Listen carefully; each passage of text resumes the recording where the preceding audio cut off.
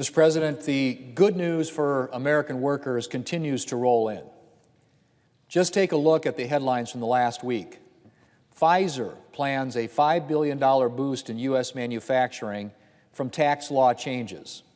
Cigna raises wages, benefits following tax law. This is another headline. CEO, Lehigh Valley small businesses to benefit from federal tax overhaul. Altria Group will pay $3,000 bonus to all non-executive employees. Ozarks workers to receive bonuses, benefits, thanks to tax changes. Charter sets $15 minimum wage. Lowe's to pay U.S. staff $1,000 bonus following tax reform. Mr. President, the number of companies increasing wages, boosting retirement contributions, or handing out bonuses thanks to tax reform continues to soar. Last week at this time, the number was over 250. Now it's up over 300, and it keeps growing. Businesses are making plans to invest in their workers, raise wages, create new jobs, and invest in the U.S. economy.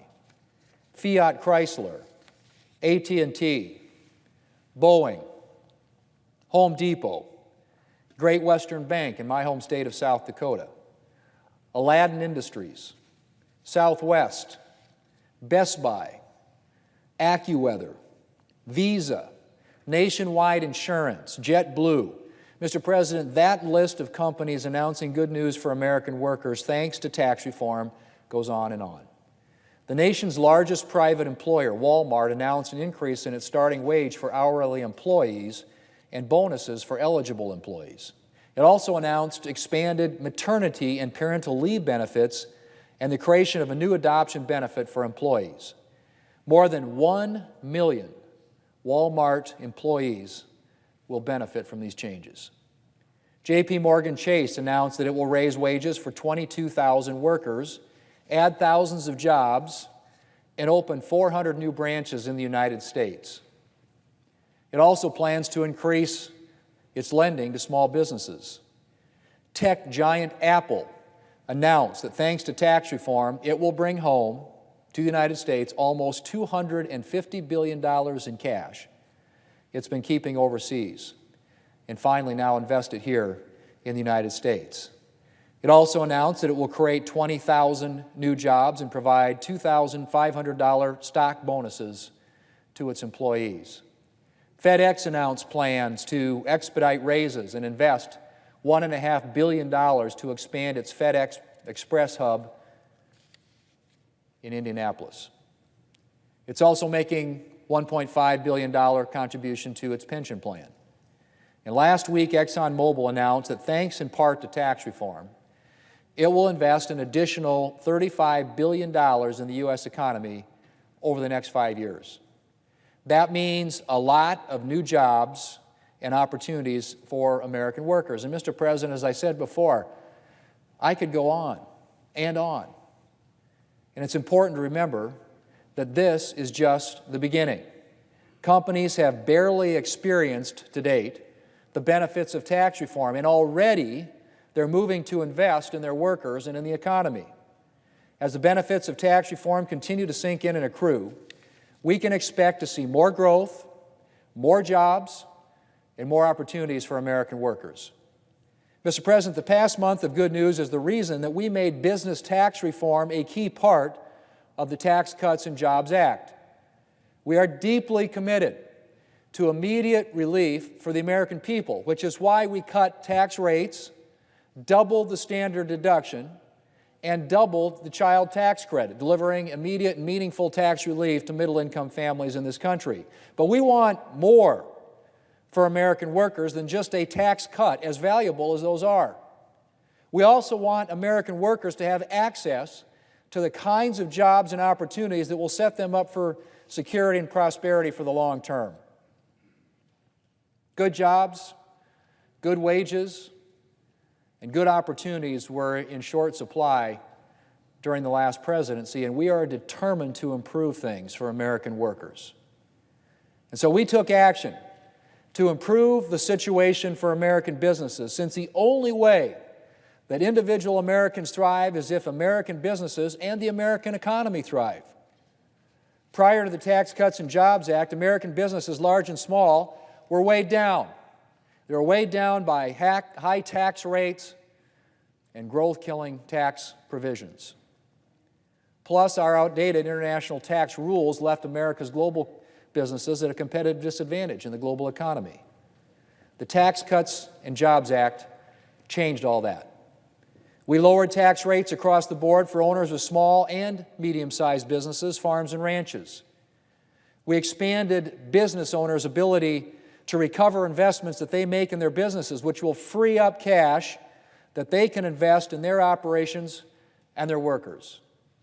And we lowered our nation's massive corporate tax rate, which up until January 1st of this year was the highest corporate tax rate in the industrialized world.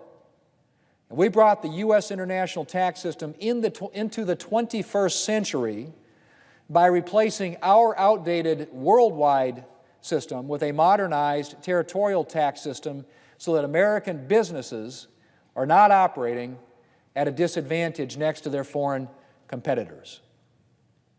And now, just a month and a half into the new tax law, we are already seeing the results. Increased investment in the American economy, job creation, higher wages, and benefit increases. And as the tax law helps U.S. businesses, large and small, grow and thrive, we can expect to see a lot more benefits and opportunities for American workers in the future.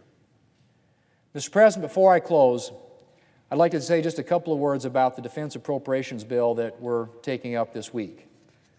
By the end of the Obama administration, our military was facing a serious readiness shortfall. The Obama administration's failure to prioritize defense left our armed forces with manpower deficits and delayed the acquisition of 21st century weapons and equipment. The defense appropriations bill that we will vote on this week provides critical funding for restoring military readiness and would be a down payment on equipping our troops with the resources that they need to meet the threats of the 21st century. Unfortunately, passage of this bill is in jeopardy here in the Senate thanks to Senate Democrats. Democrats have blocked a defense appropriation bill 6 times over the past almost 3 years now, and they look set to block that bill once again. Mr. President, that's not acceptable. Funding the government by continuing resolution rather than by appropriations bills is never ideal, but it's particularly problematic for the military. Under a continuing resolution, new programs are delayed, and the military's ability to transfer money between accounts for acquisition purposes, for example, is restricted. That's a big problem when the security of our nation depends on the very programs and purchases that the military makes. Defense Secretary James Mattis has warned that, and I quote, "Long-term CRs impact the readiness of our forces and their equipment at a time when security threats are extraordinarily high," end quote. Not to mention at a time when our military is already under extra pressure as it works to repair the deficits of the Obama years.